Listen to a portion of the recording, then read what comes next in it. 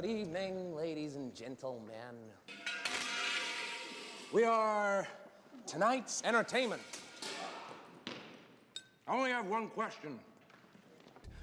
Why so serious?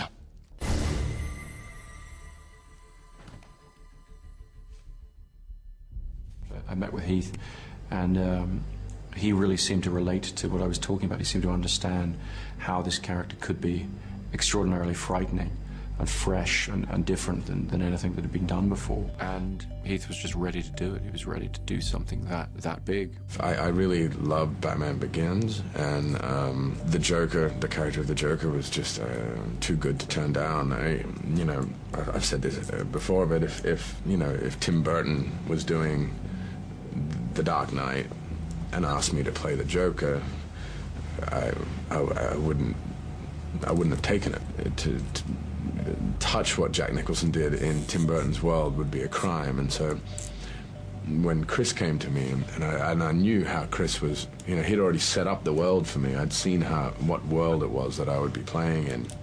So I knew it was open for a fresh interpretation, and I also instantly kind of had something up my sleeve, which happened to be exactly what Chris was kind of looking for. We sat down and kind of shared ideas, and they were the same, and so we just went with it. It was a tremendous thing to be involved with, because Heath didn't do many films, and he would wait a long time between films. As he put it to me, he would wait until he felt he needed to go out and do something else. Like, he really would wait until he was hungry. He'd wait a little bit too long on purpose so that he'd be so desperate to do it. The biggest challenge in dealing with these three movies was definitely taking on these icons. I mean, these are characters who've been beloved for decades, and they've been reinterpreted and worked on by great artists and writers and other filmmakers, over the years. And so that's very frightening, because you're saying, okay, I'm going out there and I'm saying, I've got a version of this that's going to be different. I've got a version of this that is worthwhile. Then you've got to really deliver the goods on that. And that's been the biggest challenge for everybody involved with the films, I think, from the technicians to the actors and so forth.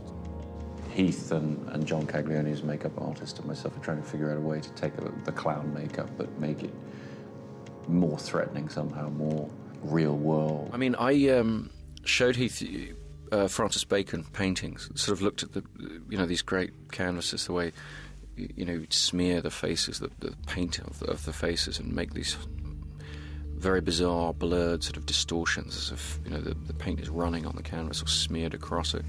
And Heath, together with John Caglioni, his makeup artist, they really managed to put together a great texture for that, and it degrades through the film. It has a very tactile sense. You can really see the form of the makeup as it's caked on the face. And I like to say that what we were after, and I think what they very much achieved, is in the big close-ups of the Joker, particularly in the IMAX format. I think you can really almost smell his breath. And then the thing Heath had figured out is, he said he wanted to have John design it, and then at least once or twice in prep apply the makeup himself, as the character would. And figured we'd just get something from that about how that would work. And of course the thing we got for it is, if you watch the film, he's got traces of makeup on his fingers the whole time, because as he would. And so we would experiment with pieces of it. What would the shoes be? I think the shoes were actually the first thing that Lindy found that Heath was like, no, those are exactly the right shoes. This wall is the sort of conglomeration of all the images that we started out with. I wrote there Terence Stamp, Bill Wyman, Iggy Pop, Adam Ant, Keith Richards. This is a sort of, like an amalgam of shirt fabrics and ties. Everything with a little bit of edge and a bit of jagginess. And these are his colour, different colours, kind of safely going towards a really black purple, and then thinking, no, we've got to do it, come back here to the purple, The vanity, the peacock aspect, particularly with the Joker, it was very important that we somehow bury that. And the way we did it is, the clothes are flamboyant.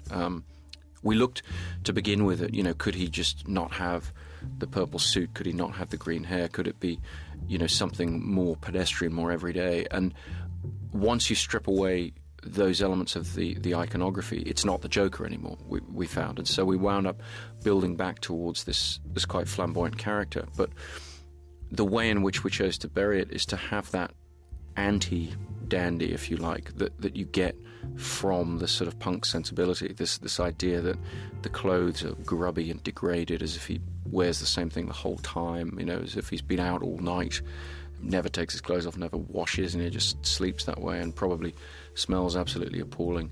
That, to me, was a way of creating the texture of somebody who, in a sense, doesn't care about their appearance, even though, in fact, obviously, there's a great style with which they put themselves together. He would sneak up on something, and so you couldn't really sit there and go, okay, today you're going to do the Joker. You're going to show me what it's going to be. You know, you had to sort of say, okay, why don't we read this scene? Don't act it, we'll just read it. And then, you know, we'd read it with Christian, and then there'd be a line or two where you just heard him doing something with his voice that was a little different, whatever, but nothing too...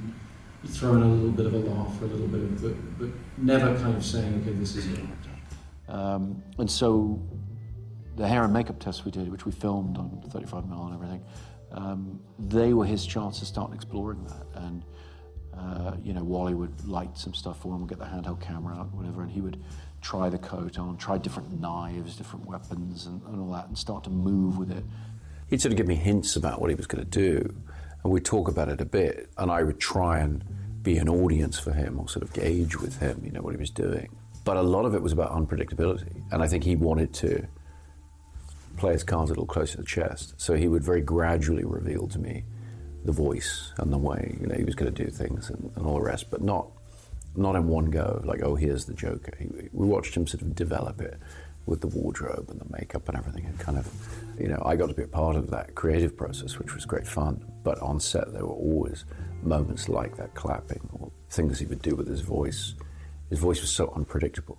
He created this bizarre pitch that I've seen a lot of people try to imitate since, but you never quite knew whether he was going to go high or whether he was going to go low. You never knew what that guy was going to do, and that was what was terrifying about it.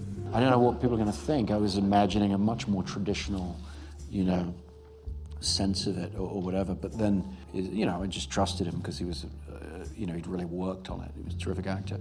But I can remember watching the crew respond the first time he would really use that voice and really talk. And you know, you could feel it, everybody could feel that he was doing something very special. So just as in his physical movements, you don't know how he's going to move, you don't know what he's going to do with his hands. It's always a surprise.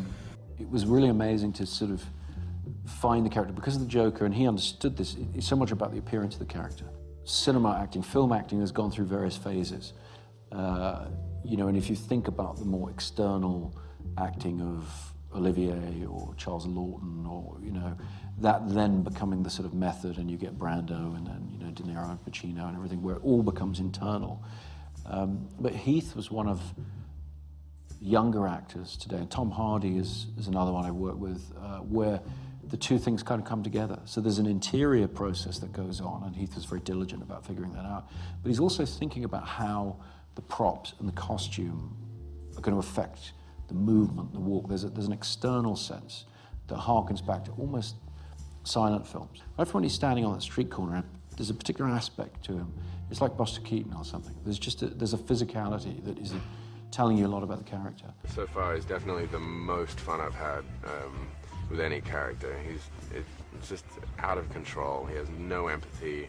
He's a sociopath, psychotic, mass-murdering clown, and I'm just thoroughly enjoying it. Like, it's exceeded any expectations I've had. If you can show a scale of destruction and random, terrifying destruction that the character of the Joker is prepared to unleash, and if you can continually kind of hammer this with the audience over the course of the story, you reach a point where you really don't know what's possible, what's not possible, what's allowed in this story and what's not allowed in this story.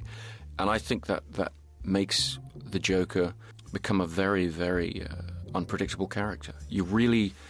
I think at times you really do feel he's prepared to do absolutely anything.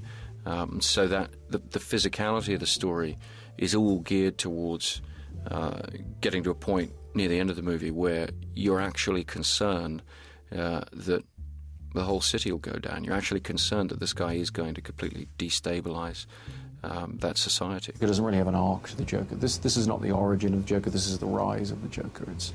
he cuts through the movie like the shark in Jaws or something like that. I think Heath has done an incredible job in the film, and what's important to me and what's been gratifying about this process so far is people are watching the film and they're getting the performance in the way that Heath intended. And I felt that to be my responsibility in putting the film together. So I'm very, very gratified, that people are seeing just the great work that he put into this character. I think it's an extraordinary, extraordinary piece of acting.